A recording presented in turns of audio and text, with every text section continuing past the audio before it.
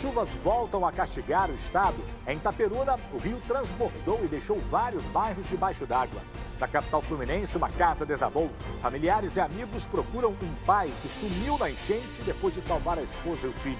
Na Baixada Fluminense, uma idosa morreu arrastada pela enxurrada. Vereador reage a assalto em Saquarema e suspeito é morto. Uma mulher também foi atingida por bala perdida. Em Valença, casa de idoso é destruída após explosão de botijão de gás. E ainda, recém-inaugurado Traffic Calming é palco de quedas de motos no centro de Nova Friburgo. Motoristas se queixam da altura do artefato e da falta de sinalização. Segunda-feira, 3 de fevereiro, começa agora o seu SBT Cidade.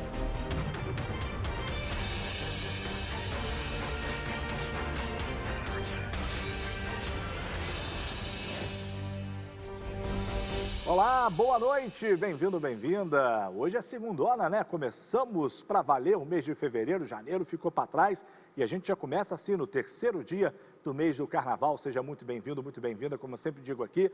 Vamos até encontrar com o SBT Brasil com as notícias mais importantes de todo o estado do Rio de Janeiro. A gente abre a edição de hoje falando da chuva que novamente fez estragos em vários pontos do estado. Na capital fluminense, em Bangu, uma casa desabou. Na Vila Valqueire, familiares e amigos procuram um pai que sumiu na enchente depois de salvar a esposa e o filho. A Paulina Almeida conta essa história pra gente. A madrugada foi de angústia para o seu Josinaldo, pai do Alexandre Paulo da Silva, de 28 anos, que desapareceu ao ser levado por uma enxurrada na Vila Valqueire. O pessoal está ajudando aí, os amigos dele, mas a esperança cada hora que passa vai diminuindo. Pouco antes da meia-noite, o Alexandre e a família passavam aqui pela rua Jambeiro e não era possível saber o que era rua e o que era canal, porque estava tudo coberto com água. O carro acabou sendo puxado para a galeria pluvial. Neste ponto, o Alexandre conseguiu salvar a esposa, mas o carro continuou se movimentando e veio parar aqui, onde está tombado. Hoje a água já baixou, mas o Alexandre continua, infelizmente, desaparecido. Amigos e familiares passaram a madrugada tentando achar Alexandre dentro das galerias. Já os bombeiros chegaram no início da manhã e seguem nas buscas. Desde que a gente ficou sabendo, a gente veio todo mundo para cá, amigos, irmãos, pessoal da igreja, familiares. O rio entrou em estágio de atenção por causa das chuvas ontem às 7h50 da noite. Em Coelho Neto, só ônibus e caminhões conseguiam passar pelas ruas inundadas. Esse carro tentou e foi arrastado. Em Bangu, uma cena inusitada, um homem pegou carona em um banheiro químico arrastado pela enchente. A chuva ainda fez ceder parte do teto do Hospital Municipal Ronaldo Gazola, em Acari. Ninguém ficou ferido, mas a água invadiu a unidade que foi interditada para a limpeza. Em Bangu, esta casa desabou. Estava eu e meus 4 filhos, 2 na cama comigo e 2 no colchão, como era de costume, tá? Eu só ouvi o barulho bem forte, comecei a gritar da janela, socorro, socorro. A minha filha estava conseguindo falar porque o meu irmão conseguiu tirar as coisas do rosto dela, mas o outro ficou desacordado, acho que com a pancada das coisas que caiu. Ele ficou desacordado, acho que para mais de 10 minutos. A previsão para hoje é de mais chuvas, o que assusta os moradores que precisam conviver com os alagamentos. Moradores da região noroeste do estado foram novamente surpreendidos com uma forte chuva na noite de ontem. Os locais mais atingidos foram Comendador, Venâncio e Retiro do Muriaé, distritos da cidade de Itaperuna. O rio Muriaé, que corta a cidade, chegou a subir quase 1 metro e várias ruas ficaram alagadas. Em poucas horas, a água invadiu residências e comércios nos 2 distritos. Algumas pessoas que estavam na rua chegaram a atravessar entre as águas e, por pouco, não foram arrastadas pela enxurrada. Apesar do susto, não há registros de desaparecidos ou desalojados. O rio Muriaé, ele voltou ao volume normal ainda durante a madrugada. E olha essa informação agora, falando ainda das chuvas, uma idosa morreu depois de ser arrastada pela correnteza. Isso aconteceu em Nova Iguaçu, na Baixada. O menino também ficou ferido lá no local. A Paulina Almeida tem as informações para a gente agora. Vamos ver.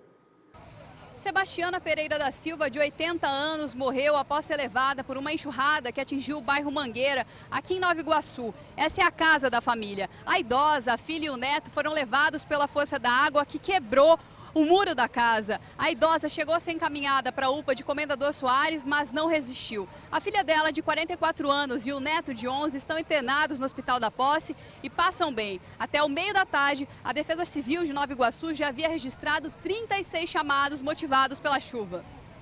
Pelo amor de Deus, a gente precisa de governo de verdade nessas cidades. Eu vou para o intervalo, daqui a pouco outras informações, siga aqui com a gente.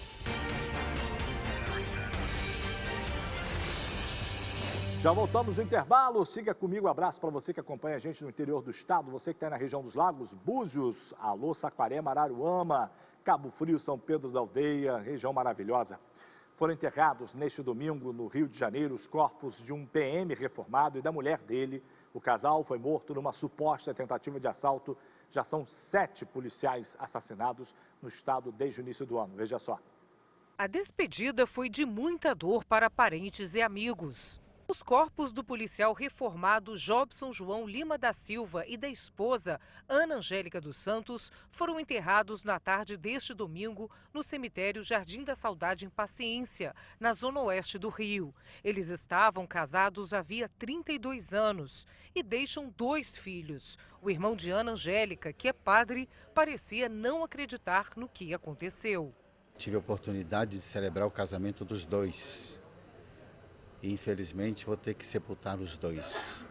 Segundo a família, Jobson tinha ido buscar a mulher na escola em que ela era sócia. Os 2 voltavam para casa de carro quando foram abordados por criminosos em um outro veículo, na Avenida Brasil, uma importante via expressa aqui do Rio de Janeiro. Os bandidos fizeram vários disparos. O policial pulou com o carro em movimento.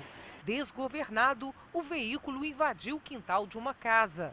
Jobson e Ana Angélica ainda foram levados para o Hospital Municipal Albert Schweitzer, mas não resistiram. Ele estava na Polícia Militar desde 1985. Há 8 anos, passou para a inatividade. Não é um policial militar, foi uma família. O esposo e a esposa que deixaram órfãos, deixaram amigos sentidos com essa perda, que não retornaram a casa e foram mortos por nada. Agentes da Delegacia de Homicídios fizeram uma perícia no local. Eles procuram por câmeras de segurança para tentar identificar os assassinos e confirmar se foi mesmo uma tentativa de assalto. O portal dos procurados do Disque Denúncia também oferece uma recompensa de R$5 mil a quem der informações que ajudem a esclarecer o crime. Essa violência que não tem fim, né? O vereador de Niterói, Renato Carriello, que também é capitão da Polícia Militar, ele reagiu a um assalto em Saquarema, na região dos Lagos. Na ação, um suspeito morreu e uma mulher acabou sendo atingida por uma bala perdida. Quem conta pra gente essa história é o Lucas Madureira. Vamos ver.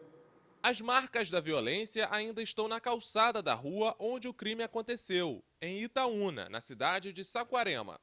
Durante uma série de assaltos na região, um dos endereços escolhidos pelos criminosos foi esta casa de praia, que pertence ao vereador de Niterói, Renato Carriello, do PDT. O político, que também é capitão da Polícia Militar, estava com a família no local nesse final de semana, quando foi surpreendido por assaltantes. Testemunhas não quiseram gravar a entrevista, mas contaram que a família do vereador participava de um churrasco bem aqui durante a tarde de sábado, quando 2 homens armados numa moto se aproximaram, renderam as vítimas e roubaram vários objetos pessoais. Num vídeo enviado para o SBT Rio, o vereador comentou sobre o episódio. Esse elemento veio na minha direção para que pudesse efetuar o roubo contra a minha pessoa, momento em que ele percebeu que eu já estava de posse da minha arma de fogo, efetuou um disparo de arma contra mim e aí houve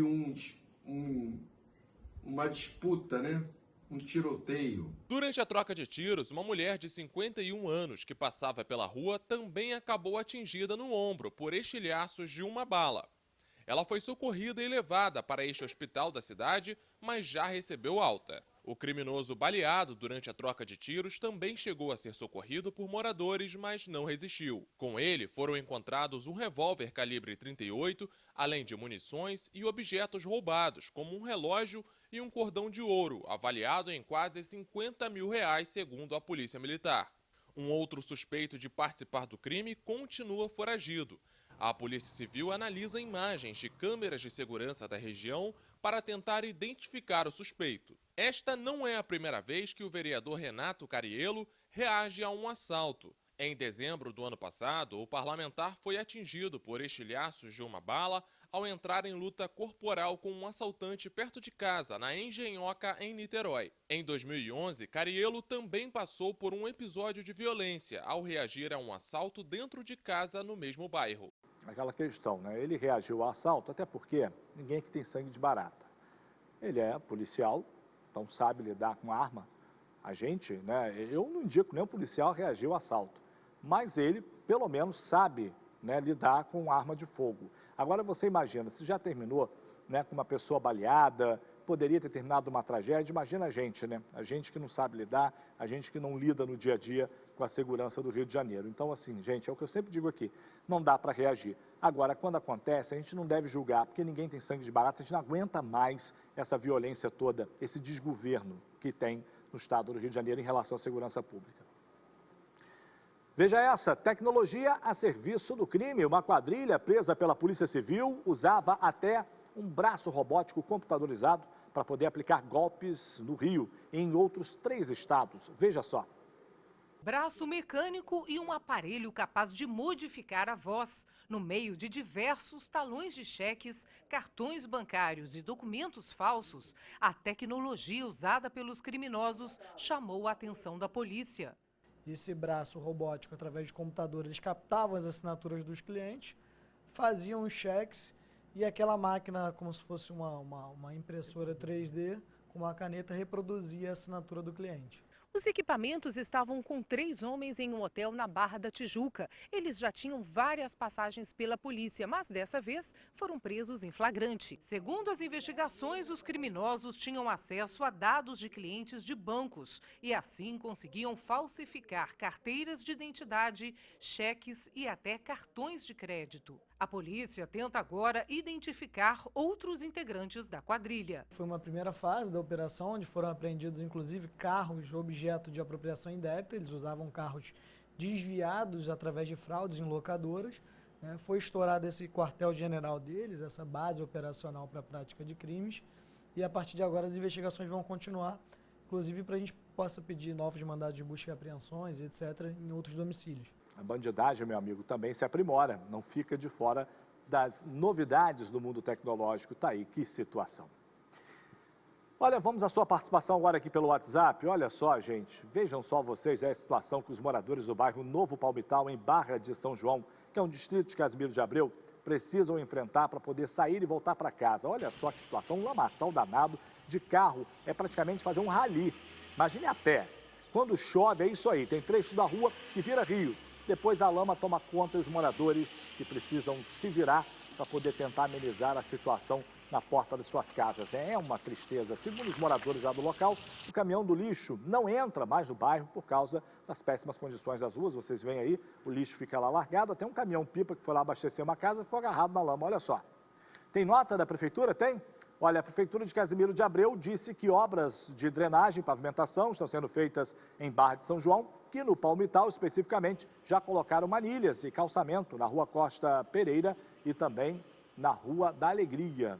Bem, encerrou dizendo que outras ruas do bairro também serão atendidas. Eu quero saber o seguinte, Prefeitura de Casimiro de Abreu, quero saber quando vocês vão eliminar esse problema aí. Não adianta vir com um papo furado, dizer que uma rua foi asfaltada, fez, mas fez pela metade. Está faltando muita coisa para ser feita. E você participa com a gente, o telefone está aqui embaixo, manda sua denúncia, a gente vai cobrar uma solução. Eu vou para o intervalo, já já volto com outras notícias.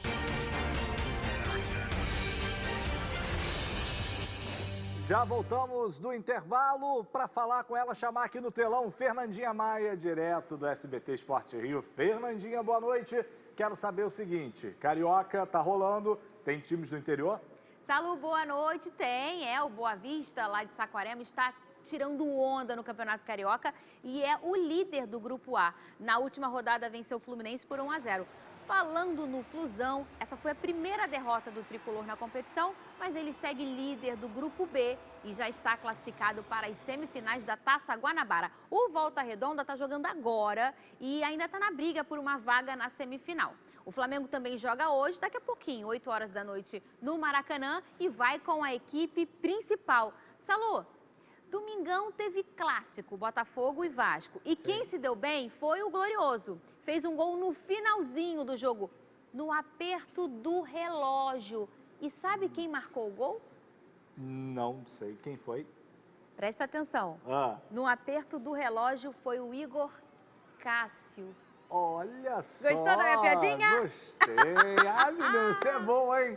Tá vendo? Para selar o nosso retorno aqui de 2020, para falar muito de futebol nas segundas-feiras, viu, Salô? Valeu, Fernandinho. Predestinado a fazer gol no final do segundo tempo, né?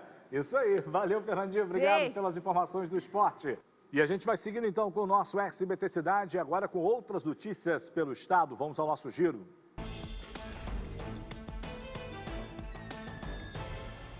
Uma banhista foi atropelada por um quadriciclo na praia de Gruçaí, em São João da Barra. Um vídeo que circula nas redes sociais mostra a cena.